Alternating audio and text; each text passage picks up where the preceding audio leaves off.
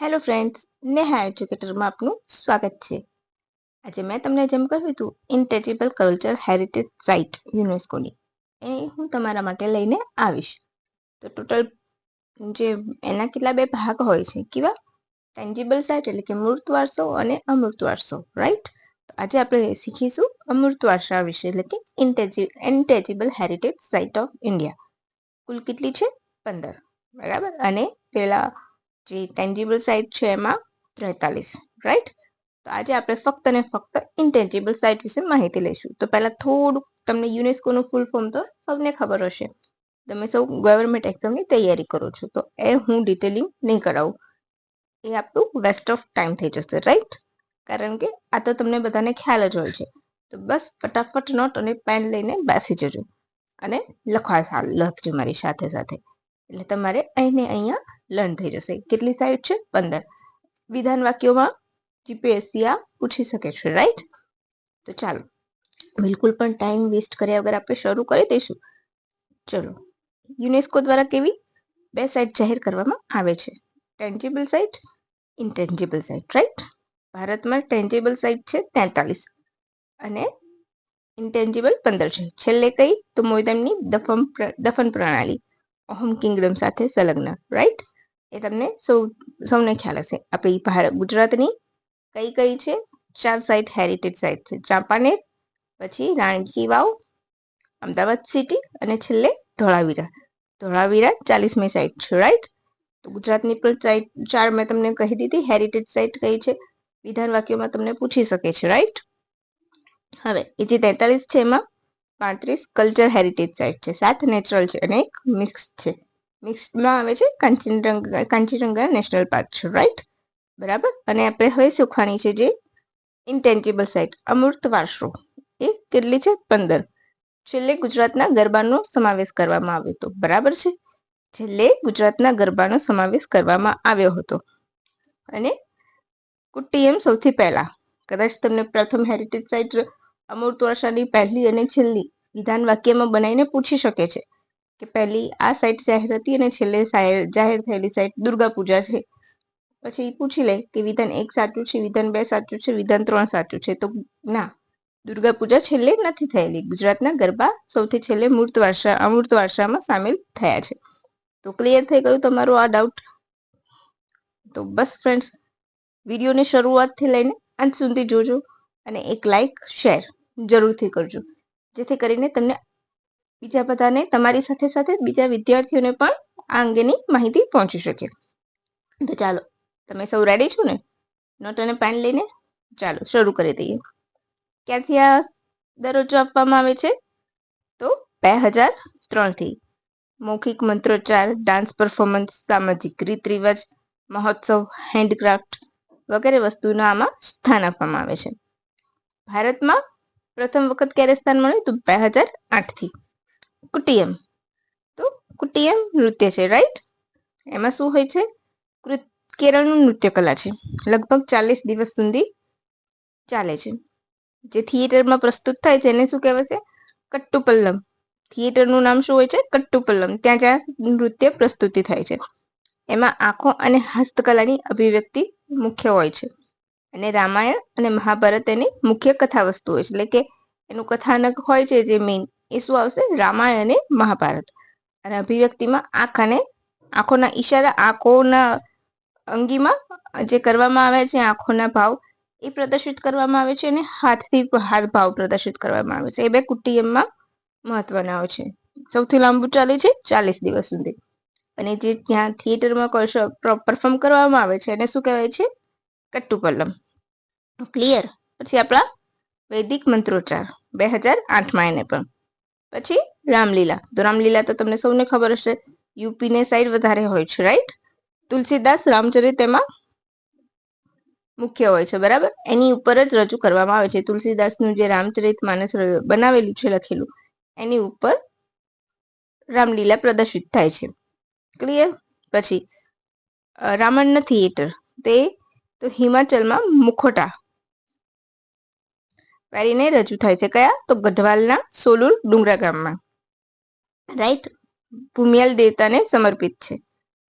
ભૂમિયાલ દેવતાને સમર્પિત છે. નરસિંહ ભગવાનના મુખોટા પહેરવામાં આવે છે. નરસિંહ એટલે અડધું મનુષ્યનું શરીર ને અડધું સિંહનું.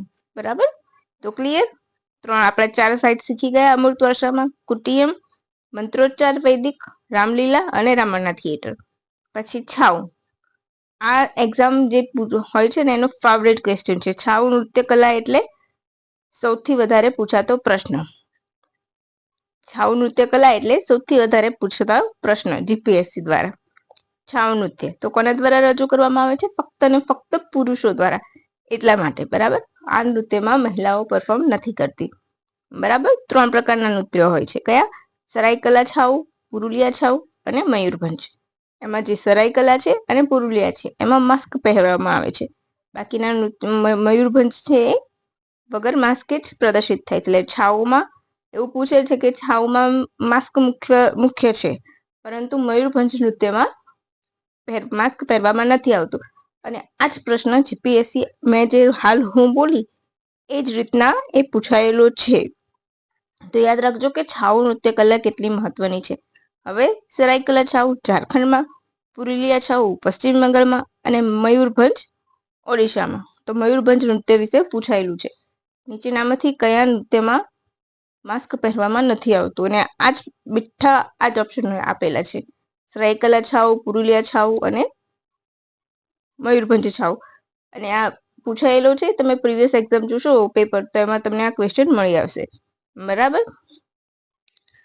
પછી નેક્સ્ટ ક્વેશ્ચન તરફ આગળ વધી જઈશું. છઠ્ઠી અમૃત વારસો ઇન્ટેન્જિબલ સાઇટ સીધી આવી જશે 2010માં. તો કાલબેલિયા તો આ પણ પૂછાયેલું છે. જીપીએસસી એસટીઆઈ ની એક્ઝામમાં આ પૂછેલું છે 2 વર્ષ પહેલાના. તો કાલબેલિયા નૃત્ય રાજસ્થાનની જનજાતિ. કઈ જનજાતિ? જે સપેરા કહેવાય છે, સાપ પકડનારી કોમ, એમના દ્વારા રજૂ કરવામાં આવે છે. અને એના જેવા કપડા પણ ધારણ કરે છે લોકો, સ્ત્રીઓ. બરાબર? સ્ત્રીઓ દ્વારા કરવામાં આવે છે અને સ્ત્રીઓ તેવા જ કપડા પહેરે છે. ખંજરી અને પુંગી વાદ્ય એના મુખ્ય છે. પછી મુડીયેટ્ટુ.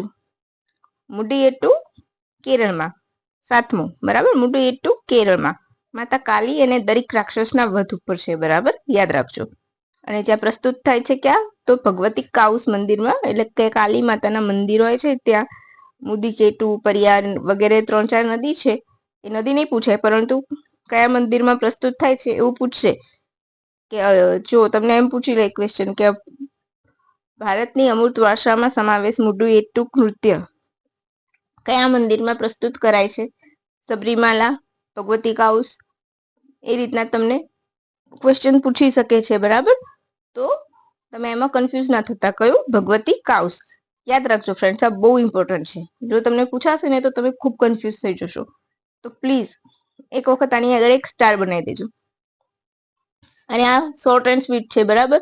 એટલે મેં બીજા પિક્ચર્સ ને બધું એડ પણ નથી કર્યું. હું એવું માનું છું કે કન્ટેન્ટ સારો હોવો જોઈએ.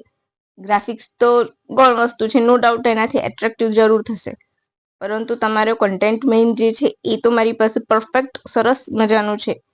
બરાબર છે? તો ચાલો આગળ. પછી લદ્દાખના બુદ્ધિસ્ટ મંત્રોચ્ચાર 2012માં. બરાબર? પછી સંકીર્તન.